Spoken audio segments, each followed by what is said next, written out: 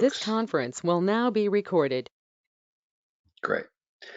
Okay, well, great. Thanks, folks, for joining this webinar and podcast, Ideas and Best Practices for Finding a Job and Interviewing.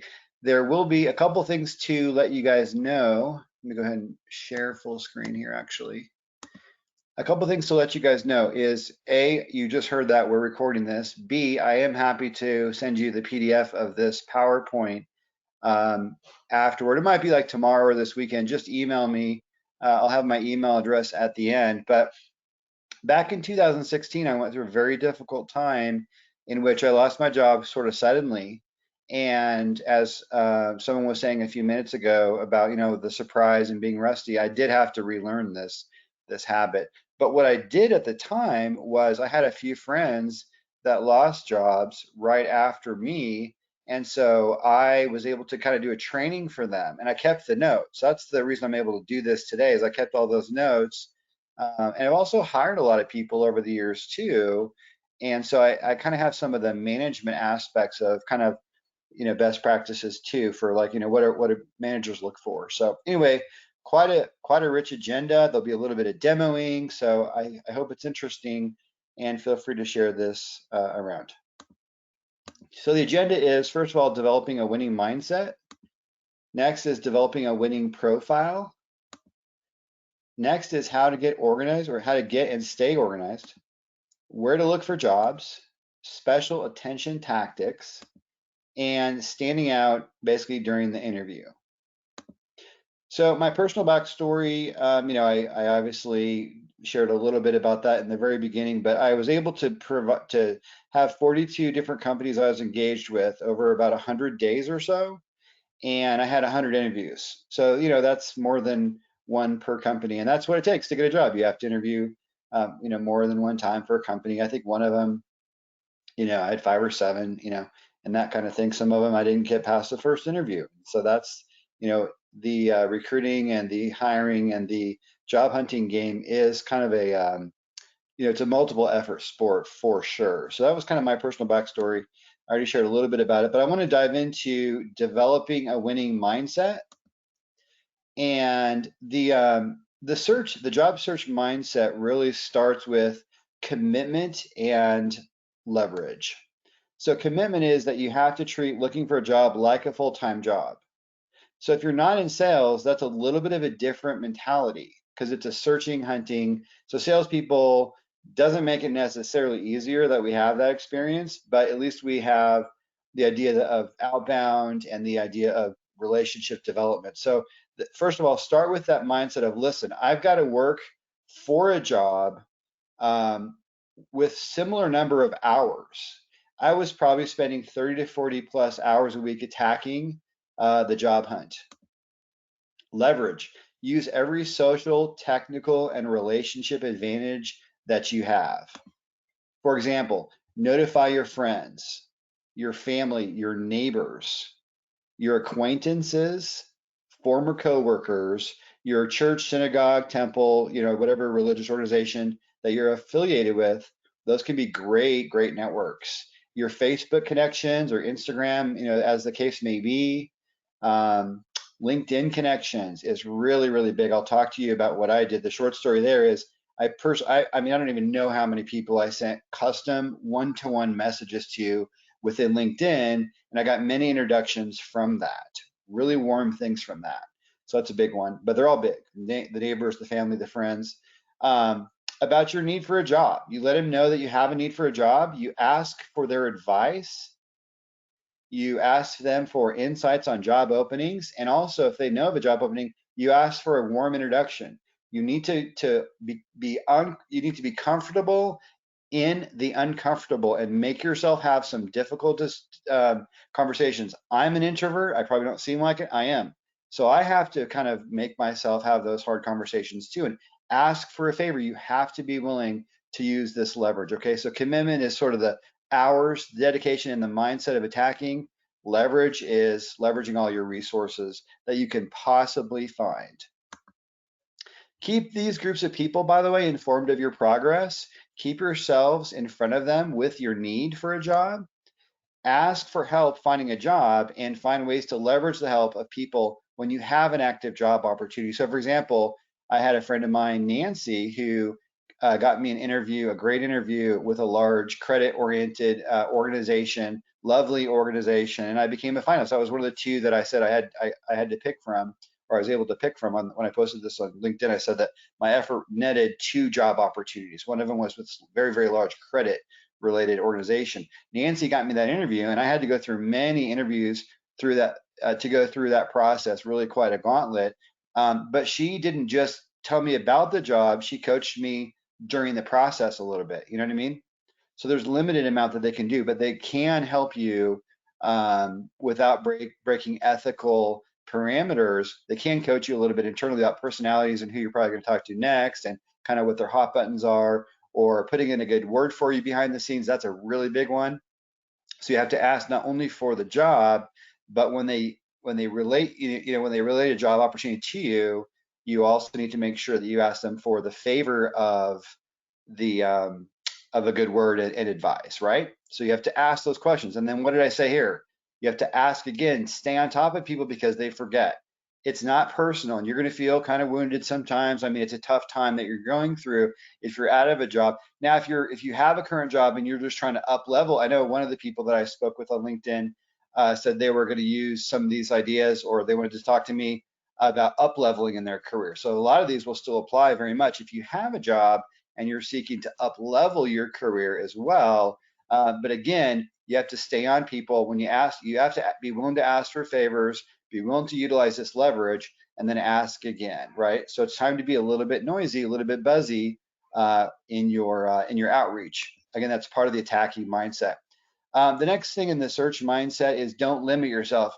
Guys, so if you guys follow anything I say on LinkedIn, you hear a little bit about how I try to encourage people, and that's because there's so much room for improvement for all of us in that way. And so, first of all, don't limit yourself to only the types of jobs that you have done before, right?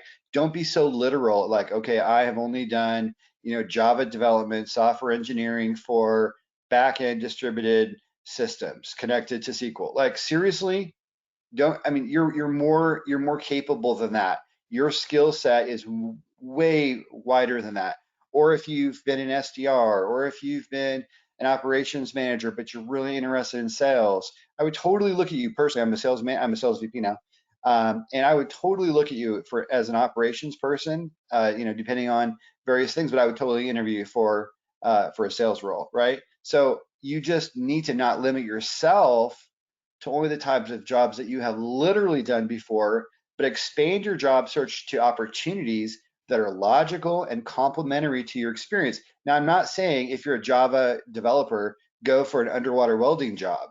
That may sound cool. It sounds cool to me, but they probably are not going to look at you, right? It's too much training, and obviously that's a pretty dangerous thing to try to train someone on coming from such a wide background, right? So it has to be kind of explainable why you're going to slightly different. For example, my whole career is monitoring, so it's not terribly too terribly big of a jump for me to say, okay, I am currently in SAN monitoring and I'm interested in IoT monitoring, right? That makes sense. Like, okay, so your whole career is monitoring, so it's the next phase for you or whatever it may be, right? So that's a logical jump. Now, recruiters and hiring managers aren't necessarily creative, and they're busy and they're talking to 40 of you, right? So when you're going for a different type of job than you've done before, the first hurdle isn't just not to limit yourself, but be able to provide them an explanation of why your experience and skills make you a fit, since it's not quite the category that your resume tells a story about. Does that make sense? Don't answer, you're on mute. But I hope that makes sense, rhetorical. All right. The next thing is really big as well, and I actually have a story on this, but it's don't think that you're not ready for a higher or different type of position. I try to get my wife to be on this webinar podcast, and she doesn't want to do it. It's not her thing, but I'm going to tell a story on her, super positive one. So back in gosh, what was it? It was back in 2012, probably summer-ish, I would say. I was like a national sales manager, and I had an opportunity come to me to be a director of a field and inside sales team for a larger company. Is a very elevated role compared to where I was coming from. And I did love where I came from, but it was kind of an elevation in role. And it was a director, just there's a whole slew of reasons why it was an upgrade for me. And I was lacking the confidence to go after it, but I shared the job profile, but the recruiter saw it and they came after me, but I was doubting myself, didn't tell them that, but I was doubting myself. I shared it with my wife and she said, Brian, I'm reading this. This literally sounds like you. She said, quote, you're more than ready for this.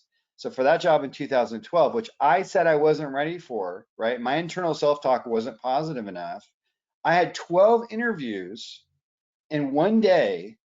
The CEO basically offered me the job on the spot. And I heard through back channels later on that one of the VPs who interviewed me said it was one of the best interviews they had had in a long time, right? And here I was thinking I was not ready for it. You understand? So don't limit yourself in that way either, right? So don't limit yourself. Go for a harder position, go for a higher position, fight for the role, prepare yourself, and sell yourself.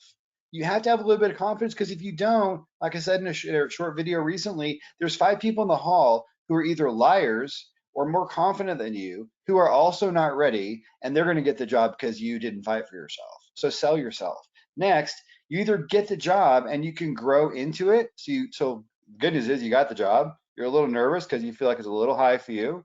But good news is you got the job. So now you can grow into it, work hard at that, right? Stretch yourself.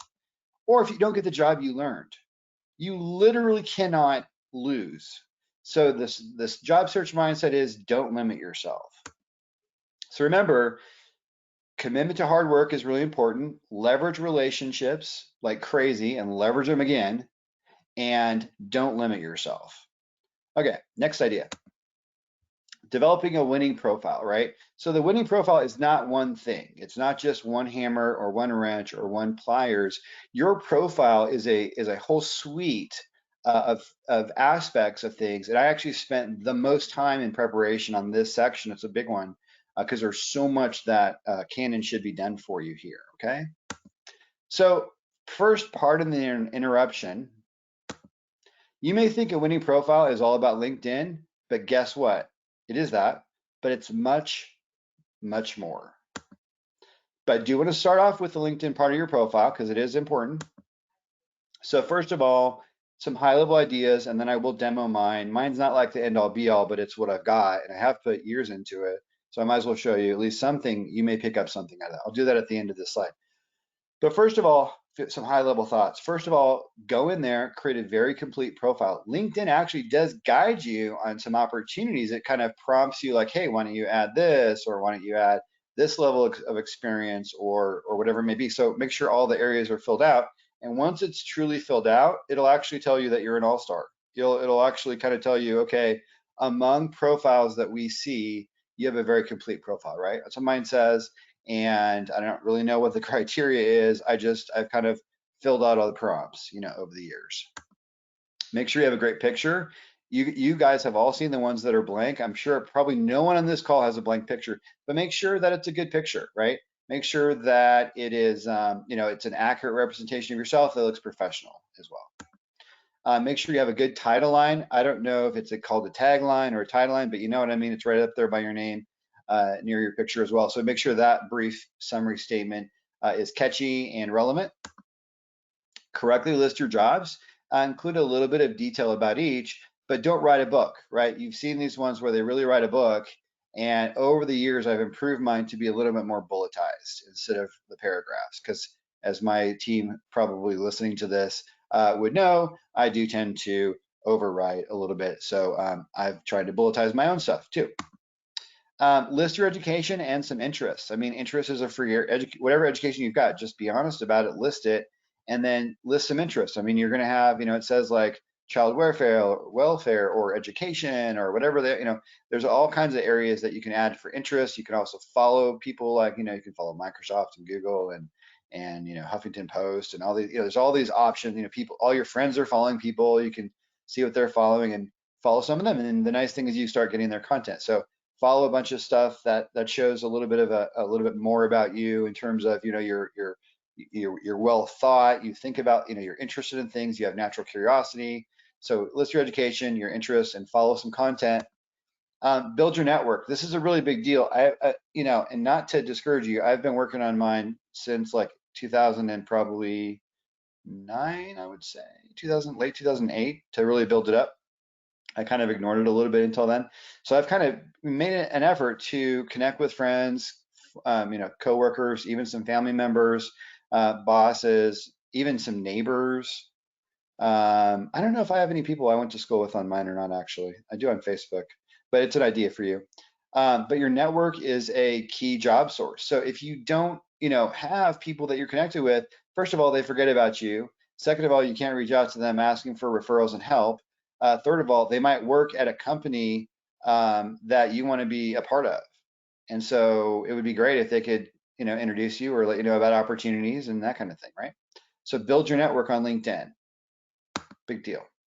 Make sure your LinkedIn privacy settings are in a very open mode. So this is kind of a little bit of a deeper hack here, but you may not know that you are in like a closed mode on LinkedIn privacy. You may be, right? So therefore recruiters may not even be seeing you. So at least during your job search, go into the privacy settings, make sure they're pretty liberal so that people can see you, because that could be kind of like self-inflicted wounds there. It's a good idea to pay for a LinkedIn premium offering, and I know many of you have the paid offering right now. I don't currently, but periodically I'll have it. During the job search, though, I did, and I think there's one for job hunters actually that was pretty good. And I even got like a 30-day trial, which covered a nice chunk of my job search. It was 100 days, so it covered a third or so. It helps you stand out, but with that little banner thing that they put on your profile, but also you get the ability to in-mail people, which means to send them a private message, a direct message. And I did use that. And some of the tactics I'm going to share with you tonight, some of those tactics do involve in-mailing, because you'll see in a little bit. So anyway, although LinkedIn's not the end all be all, it sure is an important part of your career and friendships. I've built so many friendships on LinkedIn too that we help each other actually. So it's great for a lot of reasons, but during your job search, it's downright essential. Okay, I'm going to demo my LinkedIn profile to just share some ideas, and I'll share that right now. So here's my profile that now you're seeing it in edit mode because I can't figure out how to show it in just prezo mode or whatever. So there is a way, I think, but anyway. As you can see, as you're going through, it prompts you little pencils of things that you can edit. So if I click on them, it'll give me the option to add to those sections. But a few things, I've got my picture up here, current-ish. I've got a picture of Dallas, so I'm letting people know kind of where I am, DFW. For job opportunities, I've got my, title here that's relevant. I've got my correct geo. Some people I've noticed just put like United States. That is really a bad idea. It looks, to me, when I see that, it looks very cagey, like what are you hiding, right? It'll put your education and your current company up here. You have to go in to this section and tell recruiters that you're open to job opportunities, okay? And there's a wizard, there's questions they're gonna ask you, and I'm not gonna click into that and do that. But you need to go in and make sure, because then you're basically opening the door and putting yourself in a little bit better position for recruiters to find you. It's really important. Your about section is a nice area. I just have some positive things that kind of reflect me a little bit in here. I do read those for people, so I think it's important. You've got your little dashboard here. This just happens automatically. It's nothing that you control. A couple really important things about this. So important. You need to write, as part of your job search, some articles. I'm going to click on like see all articles here, right? So I was searching for sales roles, sales or sales management roles at the time. And so I wrote 3 different articles. One was my growth strategy, finding growth in neglected B2B customer data. This is kind of a sales management one that I did. This one is sales tactics, a practical challenger example as well. And then here's 3 sales tactics, 3 ways I find new opportunities, right? So what they do is I wrote these purposely during that time, like I said, 2016. And it looks like this one's later than that actually. But these 2 are 2016. And I wrote them knowing that I had to have a way online to tell Brian's story about how I thought about topics that are relevant. Now, listen, you might be in the solar industry, right? So if you're in solar, you should write about solar. Or if you're that Java backend programmer, you got to write about something that you really learned that could help other people in your space. That something that you learned. So write an article about that, right? So whatever that may be, I don't know. I don't know what the article is for your industry, but you do. And you can see there's some pretty nice graphical. You can drop in some graphics and stuff like that. You can also post some documents. I actually do have documents, but just they're in line in my profile, not here. But anyway, I think you'll see that there's, you'll get attention. And I did have people, some hiring managers and recruiters, say that they read my articles. And so it's a great little um, silent help there to you. Okay. And then just, of course, like I said, have all your jobs accurate, have bullets instead of paragraphs. I hope I have all mine done now, or else, yeah, there's a few paragraph kind of things still. I do have a video here. This is a YouTube video of a presentation that I did about APM when I was at Riverbed. It's not great, but at least it shows I can do I can do a video and whatever. This one is actually cool. I told you I didn't have documents over there in the document section, but I do in this section. So this is really a cool one about some different programs I did at Keynote. Now Dynatrace, that's where I met you, Herman, obviously, on this call today. So anyway, this is a cool program or a couple programs that I did. Some things here about my education and certifications and some endorsements. Now, one thing that you have to make sure to do, and I think I cover elsewhere in the webinar, but you need to go ahead and ask friends of yours to endorse you for stuff, right? So I'm endorsed by Enterprise Software, SaaS, Direct Sales, blah, blah, blah. Strategies, a fun one. That looks good on your thing if you can have people tag you for that. But over the years, I mean, I've been around a while, so I have a lot of these that I've picked up, but you can proactively go ask for people to do those for you as well in your particular vertical skill set. The other thing that you can do is ask for recommendations. I'm pretty sure I have this in a slide, so you'll see this redundantly when I come back to the slides here in a second. But I did ask for, during that tough time, you can see it was that 2016 time that I mentioned, I asked a lot of friends to do that, right? Because it's not like they're making it up. When you ask for recommendations, they're just gonna tell you what and I had some people tell me no too, by the way. And a ton of people just not respond. So you have to sort of ask for a lot to get the ones that you get. And I occasionally am giving them too, so I do try to pay that back.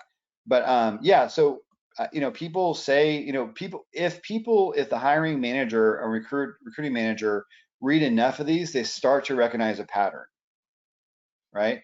So you start reading through what someone is saying about you, and if there's 10, 12 recommendations on here, and they're all saying, these 4 or 5 things, people's brains start picking up on kind of who you are. Got it? Really, really important for you to ask for recommendations. And look how easy. Look at they've made it so easy. You used to have to dig for it in a menu. Now you can just click that. I just found that tonight when I was prepping for you guys. So it's way easier. It used to be like a sub menu. Anyway, other accomplishments and trainings. And like I said, remember I said interest, go follow some stuff. Okay, you busted me. Starfleet. Yes, you busted me. I'm pretty nerdy. Anyway, I hope that helps you guys a little bit. But you see how LinkedIn is just prompting you all over the place to add. Oh, that's a good question, Vanessa. I'll answer that. They keep prompting you with these great opportunities to add stuff. So it's very wizard driven. Vanessa was asking. I'm doing more Q&A at the end, so maybe type them in the chat and I'll get to them in the end. But since I'm on the page, heck, I'll just answer it now. I haven't found a way to reorder recommendations, but I don't know that I've tried. It's a good question. So no, I haven't found a way to reorder recommendations, but that's a great question. And if someone in the chat can answer that, if you know how to do that, will you please answer that for Vanessa and for anybody else in the chat? That would be great. Okay, where are we, guys? PowerPoint. Okay, great. So that's the demo of my LinkedIn profile. Here's the great thing. It's not like you don't know where it's at. You can go look at it after the webinar or tomorrow or next week to get some ideas and stuff. And there's a lot of great ideas out there for people. So it's not like mine's the only one, but it's just the one that I have to share. So I hope it helped. Okay, LinkedIn, the LinkedIn part of your profile, part 2. Make sure you show yourself as available for jobs on LinkedIn. It's a setting that you intentionally select. I showed you where that's at right at the top, right? Within those settings, you have the ability to list, I think it's like 5 types of job titles you'd be interested in. So you can't like tag 40 different jobs. So you have to be a little bit specific. So LinkedIn does not like natively support having you outside your box as much as I'm telling you to be outside your box with recruiting and with looking for jobs. Okay. So you get to choose like 5. Ask many former coworkers, managers, and customers to write a short recommendation. I showed you where that's at right at the bottom. It was 1 click. You saw that. By the way, I haven't done the customers one. I really want to. I have a couple of customers who would do that. I think I'm going to do that. Also ask many former customers. By the way, do you see how I'm all caps on the many? That's because you ask for 40 and you get like 7. A lot of people just ignore those. So you're going to have to do a bunch because you don't want just like 0 or 2, 3 recommendations. It's like, well, gosh, no one recommends them. Think about the psychology of that, right? Put yourself in the hiring manager's shoes. No one's recommending this wonderful person who says they're awesome, right? So you've got to make that happen for yourselves. Same things with endorsements. Okay, I talked about LinkedIn. I knew I covered this later, but since I was on there, I thought I'd show you. Write some LinkedIn articles that will put you in a good light during the job search. Hiring managers will read these, and you're going to be at an advantage over the person who doesn't do it. Just make sure you check your spelling and your grammar. You can just copy paste it into Word or into Google Docs and have it do a spell check and a grammar check for you, or use Grammarly. That's a good one too, right? It's a little app called Grammarly that does it, and then paste it into LinkedIn once it's clean. Because I don't know if they have spell check and stuff. Maybe they do. Also, during your job search, and this is kind of good in life, but it's good to keep in touch with people, right? So post something beneficial regularly on LinkedIn during your job search so people can get to know you. I do this. I try to do it every day. Sometimes I probably fail. Sometimes my share is just that I shared something cool that somebody else has, but I try to share pretty regularly. And that's kind of like maybe a little bit unusual, and maybe not everybody can do that. But during your job search, you kind of need to. Like maybe it's not every day, but every other day. Post something positive. Post something not whining and complaining, and don't say anything negative. No one wants to see you during this time of your life during a job search as being negative. You need to be positive, right? And so post something beneficial or positive, right? Hopefully not just starry-eyed positivity. That's fine. Some of that stuff's fine, but also some value stuff, right? Like, hey, here's how I did X, Y, and Z, right? So some value. Okay. Also, there's other social media and web presence. I will guarantee you that I do a lot of hiring, although I haven't a little bit lately, but I will stalk people like crazy on social media, right? And that's every manager does this now. So you got your Facebook, Instagram, Twitter. I think Snaps still go away. Maybe that's safe. I'm not sure. I'm just putting it just in case. TikTok. It's not just for the kids anymore. Ask Gary Vee. Blogs and other online history can disqualify you for a job, and you'll never know why. Right? Even terrible grammar all over the web. Like, what? Who is this person that can't even spell? Right? Seriously, it could be that bad. So go through your past posts and pictures and all the places you exist online. It's a little bit of work, right? But again, this is about establishing your online profile and you're kind of getting you ready for a good employability. So get rid of rude, political, argumentative, or otherwise questionable comments. Because sure as shooting, right? If I can use a Texas phrase for you, as sure as shooting, you're going to mention a political thing which annoys you, and the hiring manager who sees that, because they're going to scout you around, is from the other party, and you're going to annoy them. Got it? They don't want that person in their office. They don't want to hear that in their little bullpen. Okay, so just get rid of that stuff. And really, it's not the best place. Also, pictures that don't put you in a good light. You can use your imagination on this one, but I don't just mean the really questionable ones. Just look, kind of manage your online pictures. And then when in doubt, delete. And then let me kind of take a step back. Can we add a couple positive things while you're at it? Can you spread a little light out there for us?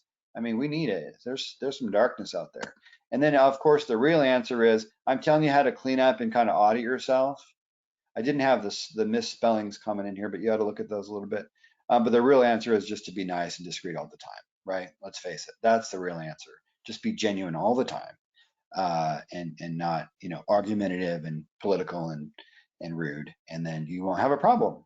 But it's good to audit yourself for all of these reasons and more. Two things that I created that gave me a big advantage. So really excited to show this to you. Okay, during the job search process, as I'm interfacing with a recruiter, as I'm interfacing with a hiring manager, yes, I send in my resume, but then I also created a couple of custom follow-on resources that would go along with the resume. Sometimes they'll go right with the resume, sometimes they'll be a day later. It doesn't really matter. It just depends on the situation. But I created these follow-up resources that are very helpful to tell a little bit richer story about me and what I offer and who I am, and not just a resume. Guys, think about it. Everybody else is just sending a resume.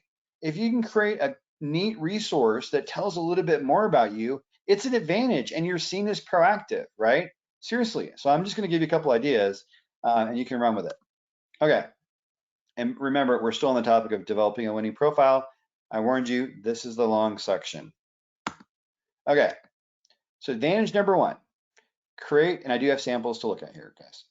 Advantage number one is create a document sharing business problems you have solved, programs you have developed, ideas you have created, etc. Right? So whatever you've done, here's the great thing. I talked to my boss about this either today or yesterday. And I said, the crazy thing about this one is that it's literally your job to solve business problems, guys. Every one of you. And so what did you learn? I mean, let's think about it. What did you learn? Okay, what was the business? Okay, where'd you work for? Okay, that's company name, right? And what was the business problem, right? Could you type a sentence about that? Okay, and what did you do? What did you learn? And what was the result, right? It's like, what was that, 4 or 5 things, right?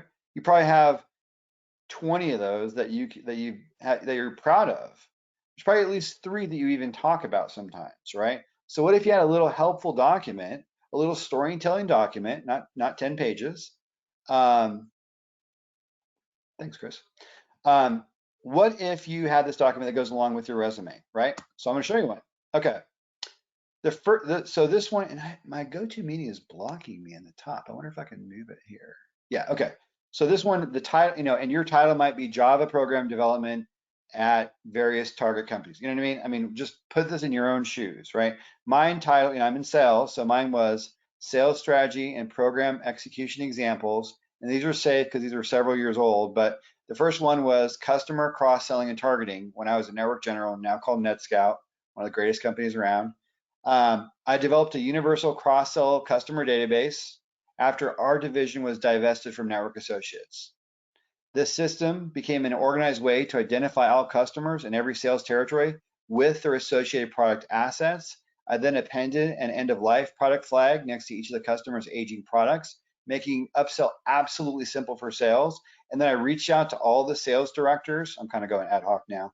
And I actually set up like 12 trainings, I think worldwide, at least North America wide, and actually got an award for marketing for this. And it led to upsells and engagement as we were going through that transition. So this is an example of a program that I created that was just proactive, but it made a big difference, and no one else was doing it. So this, by the way, I'm going to do a webinar soon on being proactive and how that will, ideas and strategies for growing your career and maybe your company. I'll probably focus on career more, but I think it'll apply to company. But I want to talk to you about how I'm identifying programs like this and issues like this, and then going to find a way to fix them for companies, right?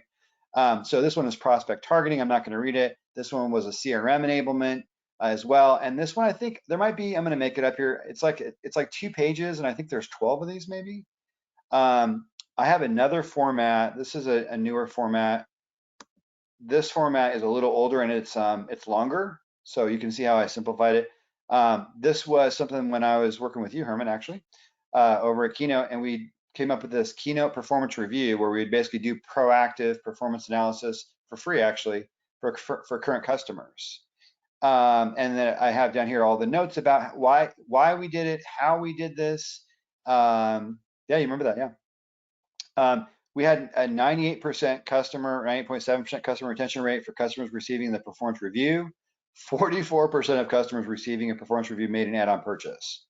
So just a really cool opportunity of just taking opportunities and insights that our company had access to go help a customer. And then all I did is document how'd that go, like, down the road. And I think I studied like 105 or something before I left, and they kept going after I left. And these were the stats from it. So coming up with what's a program you did, right? And what'd you learn from it? And what were the program results? That kind of thing. So this is just an older example, but it's just one that I send it along with resumes to tell my story, because a resume is very static and it's not a storytelling document. It's not exactly a business teaching thing. And guess what? This can literally give organizations ideas about how to work with you and even how to improve their own company. Okay. And then the next one is create an attractive PowerPoint showing recent accomplishments, awards, quotes from management, comments from customers, and anything to highlight your last, maybe 1 or 2 jobs. This is more of a recent thing, and it's also more like you get a really great email from a customer or from an executive, you send it to your home email, and you occasionally update this PowerPoint with the really good stuff, the great stuff people say or whatever it may be. So people have a little bit, and you have to anonymize it if you share it outside of your company, but it kind of gives people a little, some recent talking points in the words of people like an executive or a customer or somebody who works with you, something that you did. So for example, actually the conversion of this from the other deck wasn't great to this format, but I did my best. So this is not, I said on this slide to make it pretty. This is not pretty because it didn't convert well, but this is some of the content that I tried to really anonymize. So when I was at New Relic, I basically literally walked up to Hillary, our president, after the sales kickoff, and I told her I had 2 key ideas to engage our customers and grow them. Herman, you won't be surprised that it was spinning off of some of the stuff that you and I did at Keynote. And she loved them and had me work with the CMO, who then committed to doing them. So I kept the email thread, anonymized it so it's safe, and now I can talk to a prospective employer about this particular way of internally making a difference at that company, right? So pretty cool. All of you guys have, first of all, if you don't have examples like this, then let's just be looking for those. How can we make a difference in the company? It's a lot of fun than just coming in. We want to make a difference. And then you just keep examples like this, anonymize them, and they're clean and safe to share if you are in the situation that you're in right now, which is wanting to look for a job. Oh yeah, and I just called out who the titles are. Here's one when I was at Riverbed, a particular deal, and I did a whole ROI thing for this particular account. And Craig, wonderful sales leader, friend of mine, but I did anonymize his name just because you never know, people may not like it. But I did this ROI that got us the deal at this company. So I have this great email that I got to show. Yep, that's right. And then here's one as well. And this is a presentation that I did that led to a large sale, very rapid sale at a particular bank after a presentation that I did to a bunch of executives in a CTO meeting up in Kansas City. And so again, your competitor for that job is not doing this, because I don't know how many people I've interviewed, and I haven't seen people do this, but yet you guys are earning wonderful stories in your jobs, in your careers. Let's just turn those into storytelling information to help your hiring manager to get to know you a little bit better. And by the way, it just looks proactive that you did it. Just even the preparation of this will look like that. Here's one. Yeah, how do we suggest if you didn't save those from, okay. So if you haven't saved those, if you haven't saved emails like this from previous employers, it's a great point. It is a problem. So start now, is one thing. But then what I would do is focus on the other move, because you can still go back and talk about what business strategies you came up with and what business problems you solved. In my 2016 interviews, I had the benefit of both this PowerPoint with, call outs and stuff, and as well as the business, the business problems document. But that document would have been enough, I believe. When I was interviewing at CA, it's now called Broadcom, back in 2012 also, I created this. Basically, I was selected for this, actually also a director job at that time. Also, it would have been my first director job, but I got the other one. But I was selected with them, and I only created the business problems document. So I didn't have these email samples at all. So this is pretty new in my career to have done this I started in 2016 thinking of this idea for that particular time. So, and let me see, I'm going to answer Vanessa's question. Hang on. Do you use the email format, or do you make their recommendations look pretty in PowerPoint format? I pretty much paste them directly in. And then I do like to put in the company, whoever I'm working for, I like to put in their logo. And then I'm on a webinar, so I had to anonymize this severely.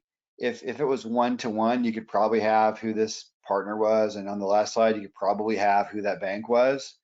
But on a webinar, you have to really anonymize more. So anyway, good question. So yeah, I paste them in kind of like this, and that's about as pretty as it gets for the most part, except for having like little call outs like I showed you with who people are.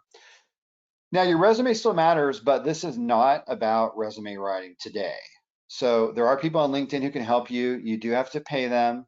But from a lot of interviewing myself, and also from a lot of hiring, because I've been a sales manager, except for about a 2.5-year break. I was a sales manager since February 2001. So I've hired a lot of people. So I can give you actually some good perspective on resume, even though today is not about resumes. But here's a one slide on it. It seems unlikely to me that the rule of having a one-page resume is likely to fly. What I mean is, I don't see how you're going to get, if you have a decent career, I just don't know how you're going to fit it on a one page, right? Even narrow margins and stuff. So I don't think you should worry about that anymore. I think it's okay to go to 2 pages. Just don't go to 3. That would be a faux pas for sure. Okay. Be organized and consistent in your format. If it's like company name on top, comma, date, dash, role, then have it look exactly like that for each role, and have a thoughtful format. It doesn't matter so much what your format is if you're consistent. That's what the mind and the eye are looking for to judge that you are intelligent and organized and thoughtful. Oh, wow. Vanessa says that she's actually been advised to even go to 3 and 4 pages in a resume. So that's good. So it sounds like there is some loosening up on that. That is awesome, because I just don't see how you can tell your story in 1 page. And I think even 2 is getting tight. I would list your most recent experience first. Again, I'm not a resume coach, but I mean, I think that's what I usually see. And I do kind of like that. My eye kind of and my brain kind of follow that. Triple check your spelling and grammar. Guys, seriously, private college attending, even MBA, I mean, you'd be surprised what I've seen in grammar and spelling. I mean, seriously. So use Grammarly or use whatever you want to use, and then have 2 or 3 people, not only read it, but give them permission to tweak it. Give them permission to edit it. Don't write paragraphs. I mean, if you have to, a little short one maybe, but mostly use bullets. Just it's easier for the eye to kind of scan and to read. Make all your timelines match on LinkedIn. I'm not saying you were trying to be shady, but sometimes you could accidentally have it a little bit wrong or something missing. Just make sure it matches LinkedIn. And also there are templates online that you can use. Yeah. So anyway, that's my one obligatory, because it is part of your profile. So I didn't want to ignore it. It's just not my area of expertise as much. So remember, have a very complete LinkedIn profile. Eliminate your negativity on social media, and create some special resources highlighting some key accomplishments, because you've got them, you worked hard. And by the way, for you to go back in your past a few years and pull out those stories of things that you're proud of and that you made a difference, and you solved a problem, you fought a fire, you found an impossible code bug way deep down in X, Y, and Z, no one could find it, and you found it, or you sponsored bringing an APM to the company, or whatever you did. Those are stories that you probably need to be reminded of, right? it'll boost your confidence to write about those. It'll also make your interview richer, and you'll have those stories more top of mind than 5 years ago when you haven't thought about that thing for 5 years. So you give yourself some permission to sit and think for a few hours maybe to write all these things down. All right, so how to get and stay organized. So I really like this section because this is really a key to success. So salespeople tend to be a little ADD, a little creative, a little ADD. And organization is something that some of us have to kind of, we have to develop strategies for. You know, some of you technical people you tend to be a little bit more organized just in your own brain. And that's awesome, and that's a superpower. But even you guys, I really feel can benefit from being, organized during this process, right? Okay, so first of all, create a follow-up tracker. So I happen to use Google Sheets since I had to interview with 42 companies when I was in the job search. In order to get those 100 interviews across somewhere around 100 days, something like that, I had to be organized. So I used Google Sheets to keep track of everything about the role, who I was speaking with, contact information, what I said to them, what they said to me, what the next steps are, what some key points are about the job, salary information. Also, I kept track on the sheet of and I'm going to show a screenshot, but it's not the whole thing. So I'm going to give you a few more ideas than you'll see in the screenshot.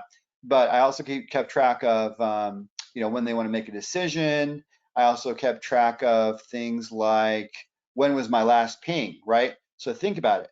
You want to make sure that you show a little bit. And by the way, if you're not coming from a sales or a marketing background, coming from a purely technical background, you may not be aware that what we expect is that if you are a put together person, you're going to ping me, right? And by the way, it is not polite to just wait for me.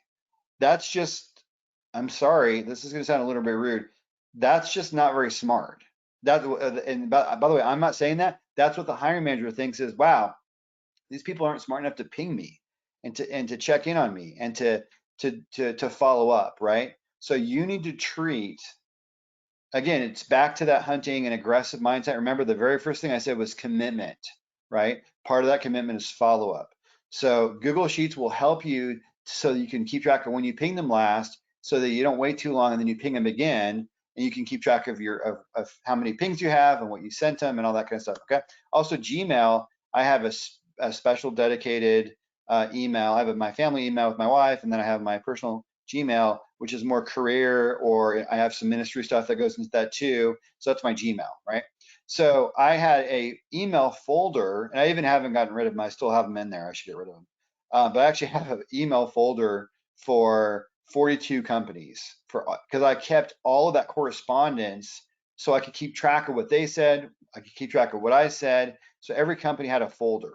And that's a little bit above and beyond, but it's really not, because then I could easily browse through the discussion and the richness of everything in our dialogue, and I could have the context so that I sound smart and I am smart, right? So it's just preparation. And this is kind of what I touched on: regular, friendly, value added. So try to add value in your follow-up, not just hi. Think about it. Would you rather someone follow up with you and just say, hi, I'm checking in, right? That's lame, right? If LinkedIn culture is teaching us anything, it's that you've got to lead with value. So have value added follow-up, like say, hey, I found this article, or hey, and that requires a little bit of work, but it's going to really be helpful to them. They'll appreciate it. So follow up with the recruiter or the recruiting manager. People inside the company who can help you are all important. So staying organized is quite a key. One of the things that you can do, by the way, when you're on LinkedIn is when you're on that company page that you're looking for, you can say who in your connections are in that company, and then you can utilize their help to help you get that job. Reach out to them and get coaching. They can put a good word in for you. I don't know how many times I did that. I did that a lot. So let's say you're going to interview with Amazon. They're so big, it's maybe a bad example, but I'm gonna stick with it. So let's say you're interviewing with Amazon and you're going to go to the Amazon page on LinkedIn. It's gonna have a section that shows all the people that are in your network, so your LinkedIn connections, that also work at Amazon. So you might have such a big company, you might have 50, that are in there. But I'll bet you 2 of them you know pretty well, and they could help put in a good word for you, or give you some advice, or let you know about jobs if there's not a current job but you want to go work for them, that kind of thing. So yeah, using that feature in LinkedIn is really big. So it's a good time to bring it up. Okay, here's the job tracker. I anonymized the living fire out of this, except for the company name. So yeah, anyway, this is a Google Sheet. It was free. Obviously, it hasn't been updated for a very long time. But anyway, I kept it here, the company name, the contact, the last action, the last step or status, the next steps, and then there's a lot of stuff off of the page. And then if you click on each one of these tabs, there's more information about these companies and about the dialogue as well.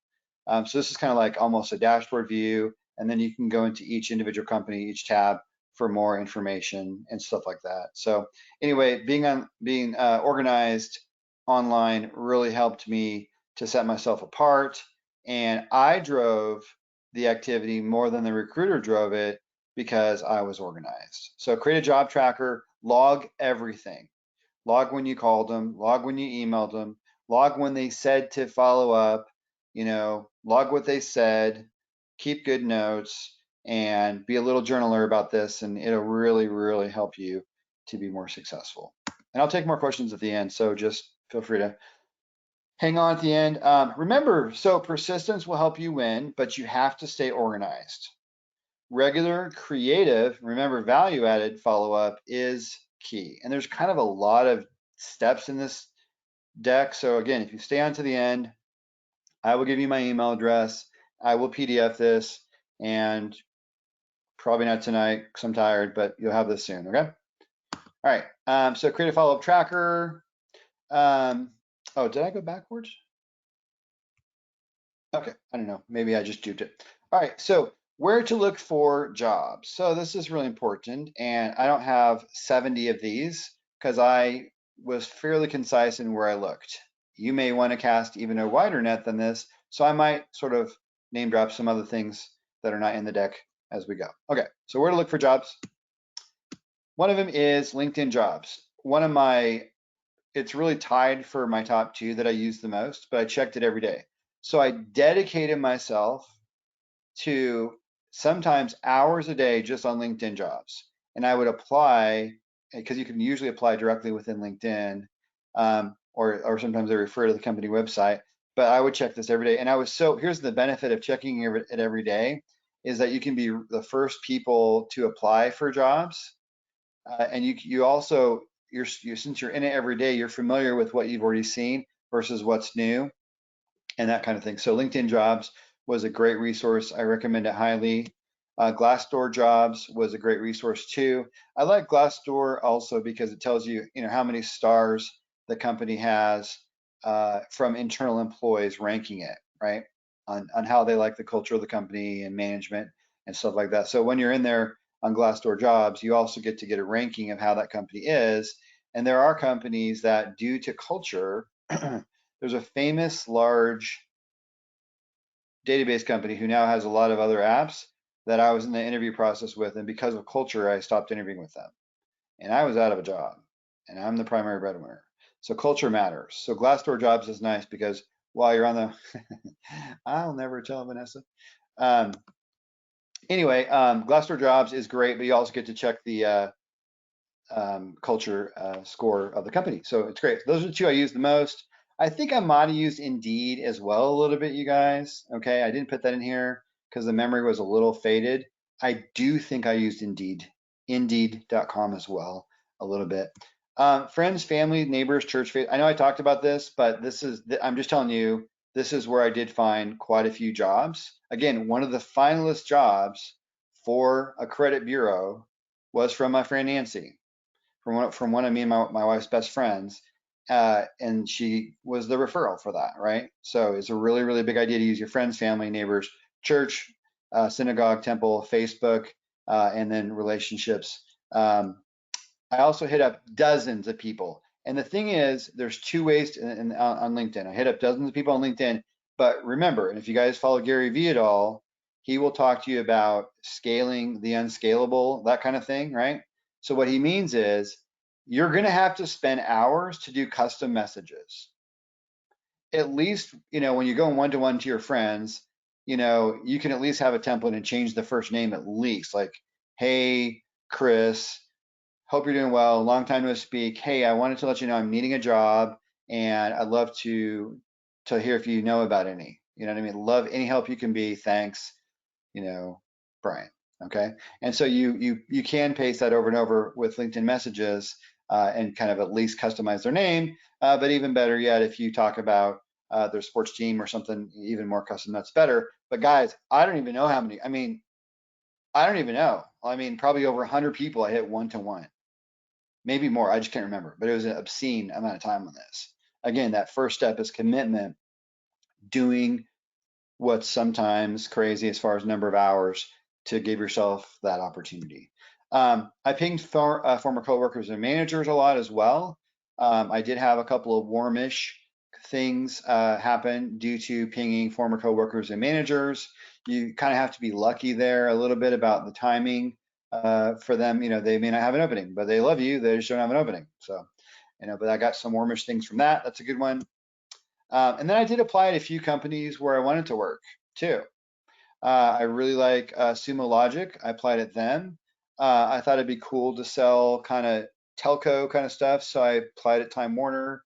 I applied at a few that I just thought were interesting, that were close enough to my space, or at least I was interested in them to give it a shot. So I tried a few that way as well, manually. And then I did reach out. I did actually get creative and reach out to some executives within companies where I wanted to work. So some of the executives I knew from the past, or they may not really have known me, but I at least worked at the same company as them or something like that. And I don't remember if I reached out to cold executives as well, but it's the kind of thing that I would recommend, and I may have done it. I just don't remember. Okay, leveraging recruiters. It's a thing. So first of all, I did use the LinkedIn. Okay, so I didn't want to have this in writing on this deck because I have this term that now is not a very good term in the security world. And I called it because I've done a not quite as advanced version of this for like 4 or 5 friends, but just I didn't have PowerPoint slides, I just talked through it. And I called it the recruiter phishing technique. But phishing is now a hacking thing. You can't really say that. You can't really use the word phishing anymore. So anyway, here's what I would do. I literally would use the LinkedIn search bar and I would type in sales recruiter and I'd have 6,000 come up. And I kid you not, I would spend the afternoon connecting to possibly up to hundreds of them, right? Now, what happens with that is recruiters like that because they want to have a bigger network. So they accept you, right? Now, what do they do next? What do? They go check out your profile. And then, so in your message to them, by the way, you have to say something nice like, hey, I'm looking for a job. This is kind of my area. Love to connect and love to know if you have anything right now. Love to have a chat. A little personal message to them. So you're requesting that connection to them, giving a little small personal message, and then they come and look at you. And I did get interviews from this. Yep, cool. So that's a really good approach as well, is the LinkedIn search feature and the ability to connect to recruiters and get a massive amount of traction with recruiters having you in your network and have a lot of profile views go up that way and you get opportunities. Next is also, I did use, this led to many new connections and conversations. And I also found and worked with 2 to 3 contract recruiters, one here in the Texas area, that I've just known for a while. So I did, if you have a contract recruiter that you know a little bit or that you've worked with in the past, you should totally hit them up. I think I reached out to maybe 2 or 3, maybe 4 or something. So that's a great way of leveraging recruiters as well. Special attention tactics. This is a fun slide, and this is a little different. So I utilized during my job search known and even unknown employees who were not yet friends. Okay, so what does that mean? I'm going to dig into very specific things that I did here. I use them to gain intelligence and also to have people put in a good word for me. Okay, so example 1 was a middleware software company that I think it was MuleSoft actually. I just couldn't remember the name, but it was MuleSoft. They had a job in the Dallas area and I was interested because I thought that was very interesting technology. It was kind of complementary to APM, which is kind of what my space was. And so there was a job posting. So first of all, I did, apply for the job, but then I found a local rep who works here. I sent him a LinkedIn in-mail and I asked if he would take a call with me. He did take a call with me and gave me some advice, and I asked him to put a good word in for me as well. And I don't know if he did that, but I mean that's the idea. And so again, reaching out to an employee of the company that I didn't know, also in sales, and just saying, hey, can you help a friend out and give me some advice and put a good word in for me. And yeah, so that's the first example. The second example was a famous cloud company, and this particular company has a very long and difficult recruiting process. And what I did for this company was I met for coffee. I drove a little ways to get to him actually, but I met for coffee with this one of the reps who also works for that cloud company, and I got advice about the job posting and that I had applied for, and then B, they did actually put a good word in for me. I already know that. And I did make it to the final step in that process. It wasn't meant to be. That's fine. I ended up with a great job. But that was a really good opportunity to utilize people as well. So people will take your contacts and they will help you if you ask. You have to be willing to ask for help.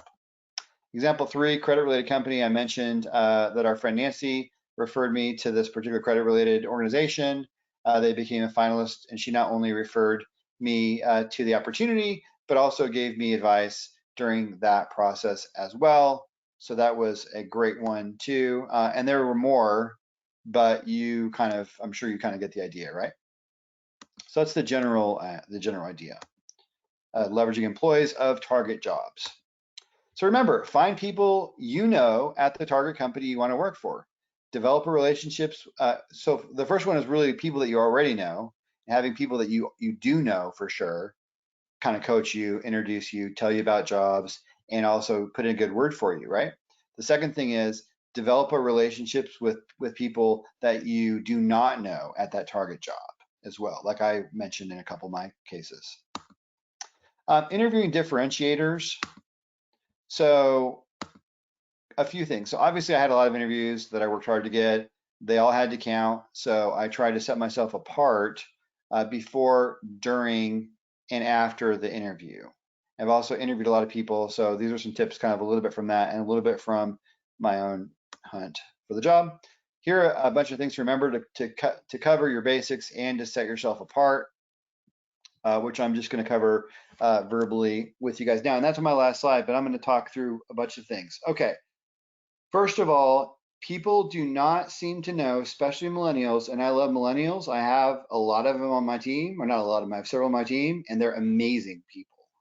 Would just go to the wall for them. And so they are not who I'm talking about right now. But some millennials don't know that you're supposed to bring a copy of a resume for the hiring manager, and it doesn't look good. So make sure you do. Just probably bring about 3 copies printed of your resume, one for you to kind of reference, and a couple more for the hiring manager and potentially someone else in case you're in a panel situation. And of course, if you want to bring 4 copies, great, do it. The next thing is, remember that special business resource that tells your story? Bring a couple copies of that.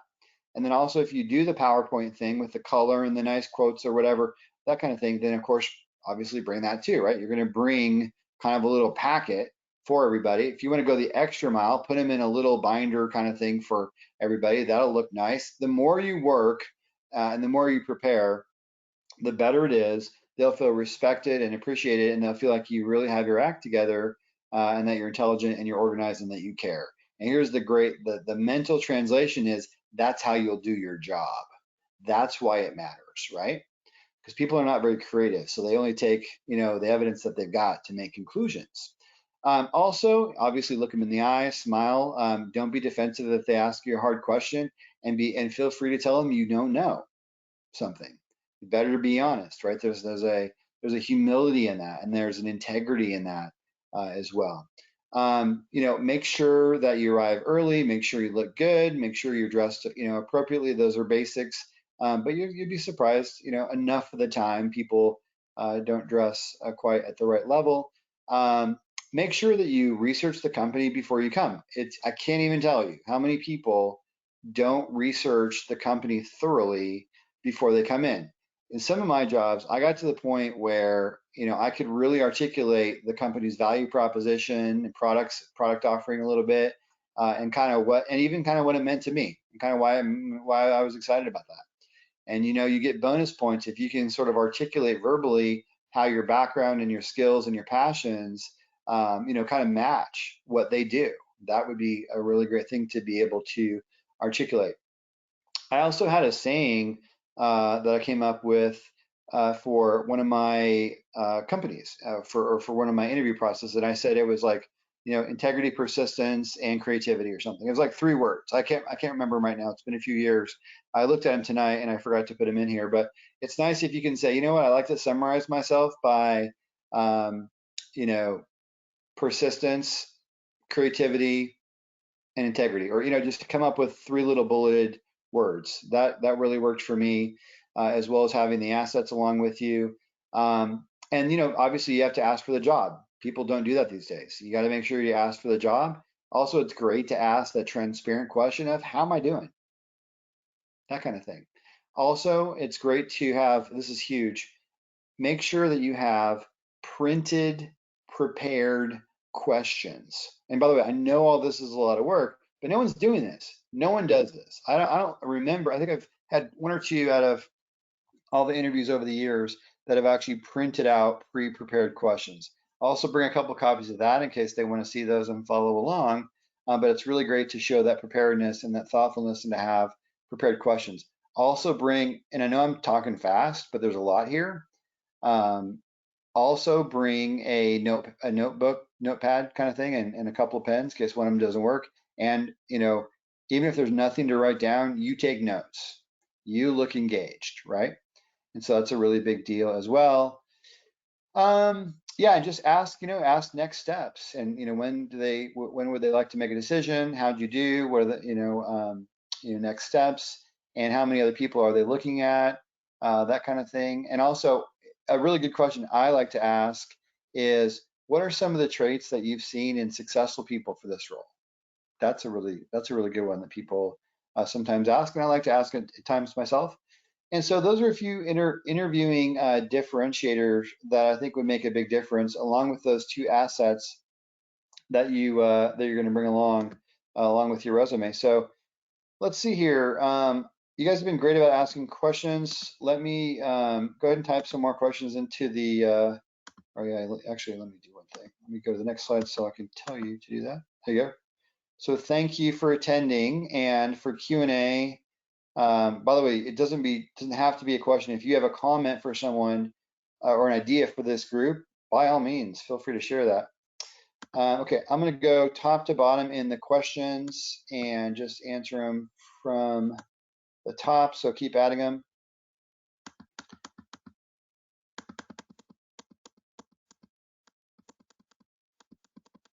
I'm just reading them. Okay, good. Thanks for saying you could see my screen earlier. Thank you. Thanks, Brandon, earlier as well.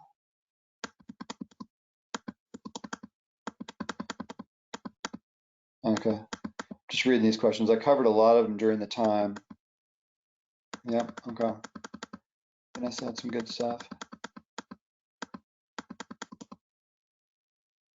Okay.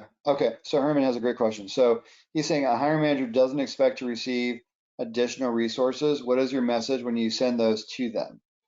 I agree with you that they're not used to seeing that. They're used to seeing a resume, but I have found it to be a benefit to me, and it looks proactive and it tells a better story. So I would just explain that in addition to the resume, that you've created that little resource because it highlights in a richer way some of the business problems you've been able to solve for different companies.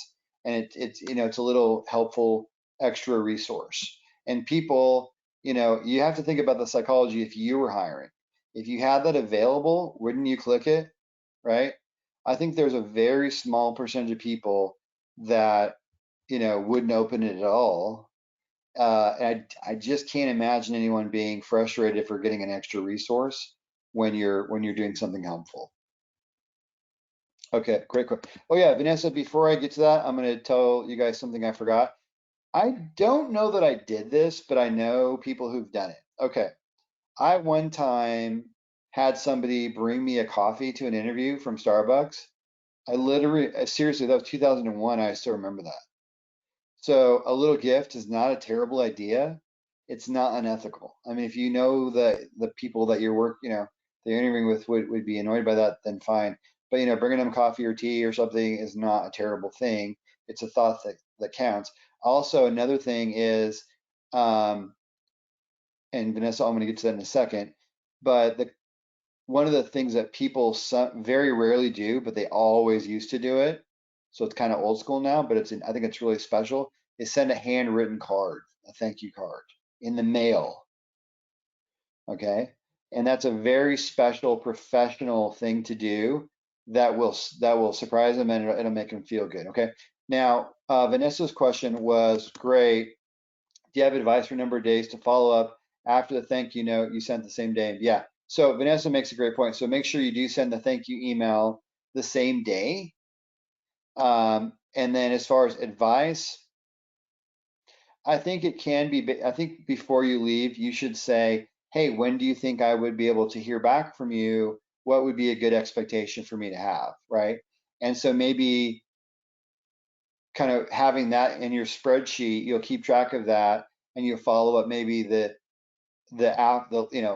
end of the day after they didn't follow up with you because they got busy. You'll ping them that day, say, hey Susan, I know you probably got busy, didn't have a chance to follow up with me. I know you had mentioned before that you were going to follow up with me today, Thursday, but clearly something happened, you got busy. Hey, curious, what would be a good next time for us to touch base, right? Hey, by the way, while I have you, I found this article that really is related to X, Y, and Z that we talked about. It was inspiring for me. I hope it helps you, right? So it's kind of a double ping where there's value and there's checking in. So yeah, I think Vanessa, it's probably based on the expectation that they set. So if Susan tells you she's going to, Fiji with her husband for 10 days, you can easily figure out, you can say, okay, so when are you leaving and when are you going to be back? Just ask that follow-up question. Or if you forget to ask, just kind of, wait till the weekend, add 10 days to that, and then follow up kind of thing. So just, try to ask qualifying questions before you leave about time frame, because it'll really help you drive the follow-up. Brandon's got a question. Let me read it. Yeah, that's a tough one. Okay, so I'm just going to pretty much read it. So Brandon says, how do you manage interviewing for a company who wants to hire quickly while pursuing other options that are taking more time? Okay, I had this happen to me in 2016, Brandon. I had those two, I had the security company that I ended up with, and then I had this credit-oriented organization that my friend Nancy interviewed or got me the interview for. And the credit company is kind of an old school company, and they said, I told them what I was dealing with, and they said, listen, if we start the offer today, it'll be 3 weeks, right? And I had been out of work 100 days, and I'm a family man, and that's a big deal, right? Um, and so I ended up partially taking the security role because I needed to. Now, maybe you're not in a situation where you're having to watch the financial clock as much. You might have a little bit more ability to be patient given your situation. I don't know.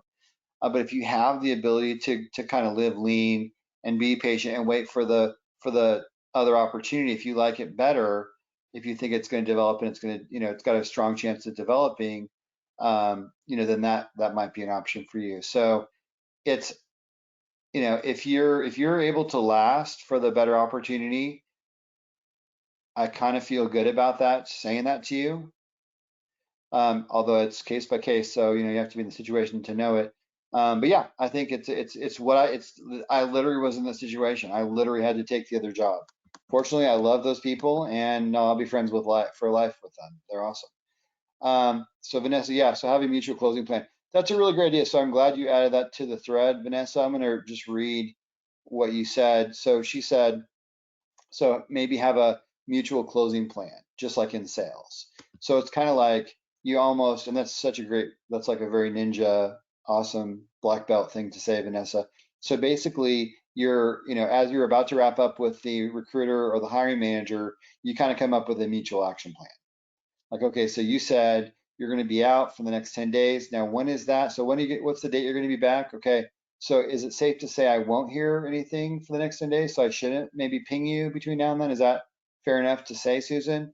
And she'll say, yeah, that's really right. So follow up with me on, March 11th, and that would be a great time. If you don't hear from me, then feel free to ping.